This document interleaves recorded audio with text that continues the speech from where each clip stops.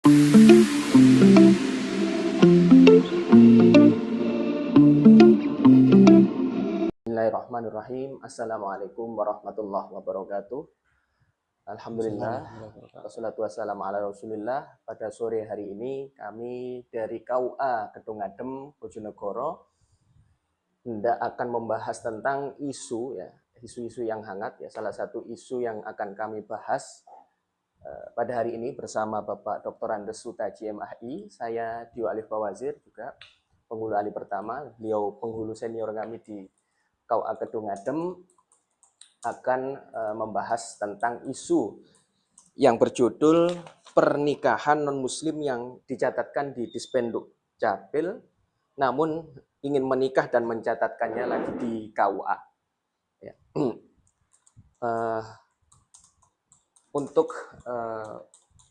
memudahkan deskripsi tentang isu ini ya, perlu diketahui untuk yang pertama mengenai mekanisme pencatatan pernikahan secara umum ya, baik bagi non-muslim maupun muslim berdasarkan peraturan perundang-undangan. Untuk itu kami serahkan kepada Bapak Dr. Andes Sutaji untuk membahas tentang secara umum gitu ya, pencatatan secara umum di Indonesia.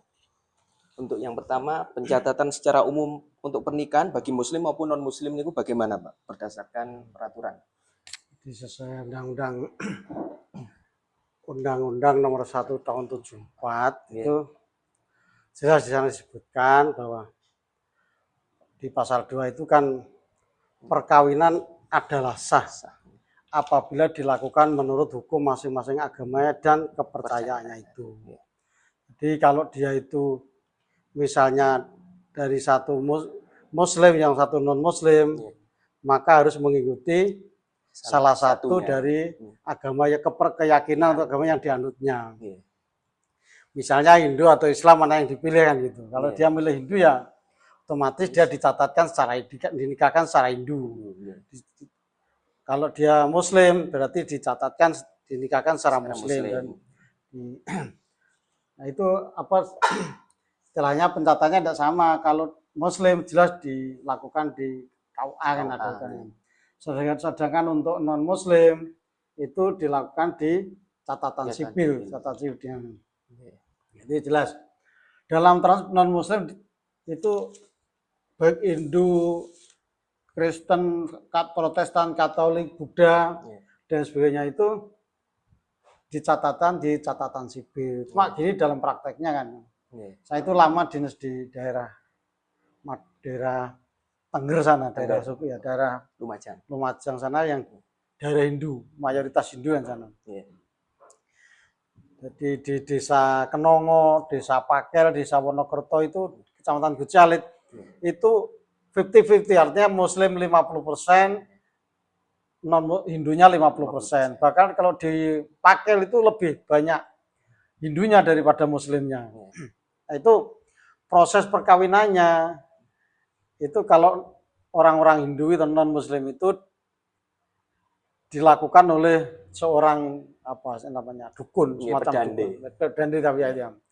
Orang menamakan dukun sana. Nah, jadi tapi tidak segera dicatatkan di catatan sipil dulu karena apa istilahnya nunggu punya uang untuk uang. Kalau punya uang ya dicatatkan, kalau tidak ya tidak dicatatkan. Sama siri. Nah, itu. Tapi sebagian besar orang-orang Hindu yang menikah dengan Muslim, orang-orang itu rata-rata mereka itu dicatatkan secara Muslim itu karena dia menganut, jadi dia masuk Islam dulu untuk menikah. Sehingga dicatatkan secara Islam. Nah, setelah menikah setelah menikah mungkin dapat 1 hari 2 hari dia masuk ke Hindu lagi.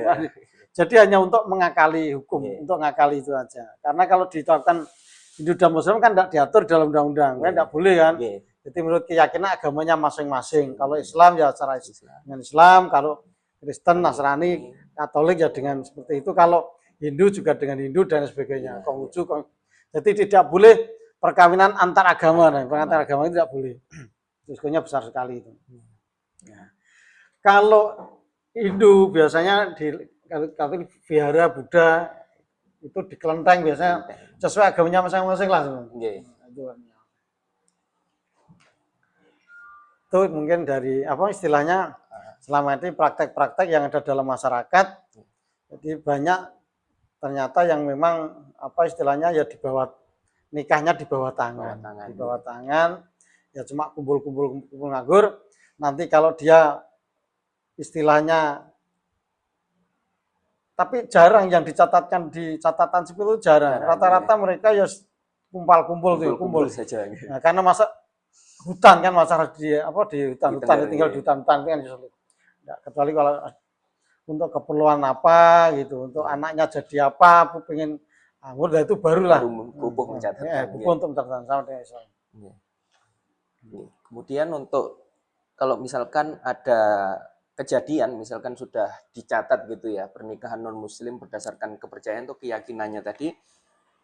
Nah, kalau kemudian sudah masuk Islam kedua-duanya, pasangannya, itu kalau secara agama sendiri itu seperti apa, Pak? Pernikahan secara agamanya. Gitu. Jadi, apakah diakui secara Islam membuatkan gitu? Jadi kalau secara kenegaraan dulu ya, misalnya seorang Nasrani nikah dengan seorang Nasrani katakan, terus dia mau masuk Islam, kan gitu. Apakah sah perkawinannya itu? Pertanyaan seperti itu. Apakah sah perkawinannya dilakukan itu? Jelas perkawinannya jelas perkawinannya secara hukum Islam jelas tidak sah. Tidak sah. Cuma akte yang dia miliki, akte nikah yang dia miliki yang dari catatan sipil itu tetap diakui menjadi dokumen negara. Jadi tidak perlu dia ganti akte nikah, tidak perlu diganti. Jadi yang dia cukup pakai akte yang dari catatan sipil yang dari Nasrani itu. Nah, cuma dia harus dinikahkan ulang. Kita nikahkan ulang secara Islami. Dia disahadat, setelah kita syahadatkan, setelah itu kita nikahkan ulang. Sedangkan untuk dokumen negara tidak berubah. Jadi tidak ada perubahan, pancet dia yang pegang itu. Karena itu yang memiliki kekuatan hukumnya di situ. Tidak harus ganti akte nikah. Berarti secara kenegaraan itu tetap menggunakan akte catatan sipil, tapi untuk secara agama harus dilakukan tajdid nikah. Gitu. Jadi di pembahasan seperti itu. Karena ya jelas kan nikahnya secara sah, kecuali kalau memang kita itu punya menganut hukum Islam, lain lagi ceritanya. Tetap dokumen yang dia miliki tetap tidak sah kan gitu, tetap dicabut oleh negara. Nah, karena kita bukan negara Islam ya kita negara tetap diakui secara hukum negara maksudnya tetap diakui aktenya itu. Cuma yang perlu diperbarui yang akad nikahnya itu tadi yang perlu diperbarui. Betul, Pak. Berarti memang harus diperbarui kalau pendapat Imam Hambali mimman yajuzu ibtida'u azwaji biha bi allam takun minal maharimi fanukirruhum ala man nukirrum alaih law aslamu wa nubtilu ma la nukirru. Jadi orang yang semenjak awal boleh dinikah, misalkan bukan dari kalangan mahram, ya boleh ya. Maksudnya boleh dilanjutkan pernikahannya. Tapi kalau misalkan ada beberapa persyaratan yang tidak dipenuhi ketika masuk Islam, maka nubtilu ma la nukirru. Umat Islam membatalkan pernikahan yang sudah dilakukan secara semula tadi. Itu secara Islam. Kemudian kalau misalkan terjadi seperti itu, solusi pernikahan non-muslim tadi yang sudah dicatat di Dispenduk Capil setelah masuk Islam itu seperti apa? Apakah harus dilakukan nikah ulang saja, kemudian di KUA dicatatkan, atau enggak usah dicatatkan, cuma dicatatkan mawon? Cuma nikah ulang saja. Jadi ya tidak perlu dicatat lagi ulang. Jadi tidak perlu pencatatan ulang. Karena dokumen yang dia miliki itu sudah sah secara kenegaraan. Jadi cukup di nikah ulang saja, ditajdid saja, dinikah ulang, terus keislamannya ditata, terus istilahnya dia diislamkan kembali, terus dibimbing lah, hanya perlu bimbingan, keislamannya, jadi untuk meningkatkan keimanan dan keislamannya mereka. Dan dokumen lah, biarlah dokumen itu hanya menjadi istilahnya embel-embel belaka tadi. Tidak usah dipersoalkan embel-embel itu. Dan KUA tidak perlu mencatat apa-apa. Jadi KUA tidak perlu mengeluarkan surat apa-apa. Jadi misal keterangan nikah tidak usah. Jadi tidak usah. Ya cukup KUA membimbing itu saja, menikahkan ulang, terus membimbing agar dia benar-benar akidahnya menjadi kuat, ya, gitu.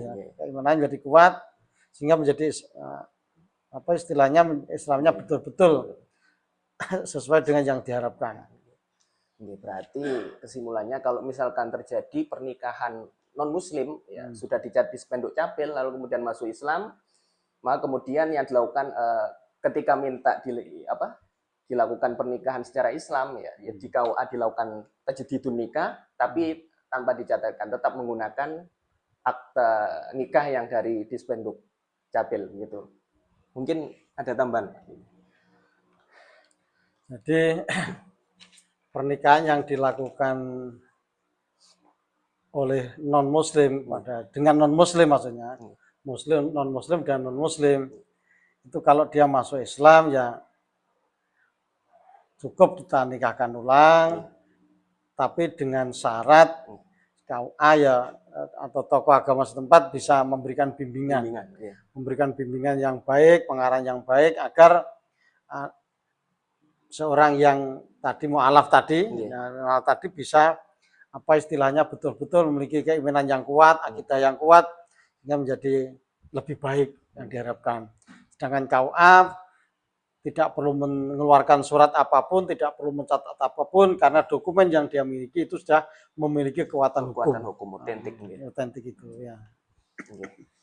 Mungkin demikian ya pertanyaan mengenai pernikahan non muslim yang sudah dicatatkan di spenduk capil kemudian setelah masuk Islam dari segi agama maupun dari segi peraturan perundang-undangan. Mungkin demikian yang bisa kami sampaikan pada hari ini. Wallahu a'lam bishawab. Wassalamualaikum warahmatullahi wabarakatuh. Waalaikumsalam warahmatullahi wabarakatuh.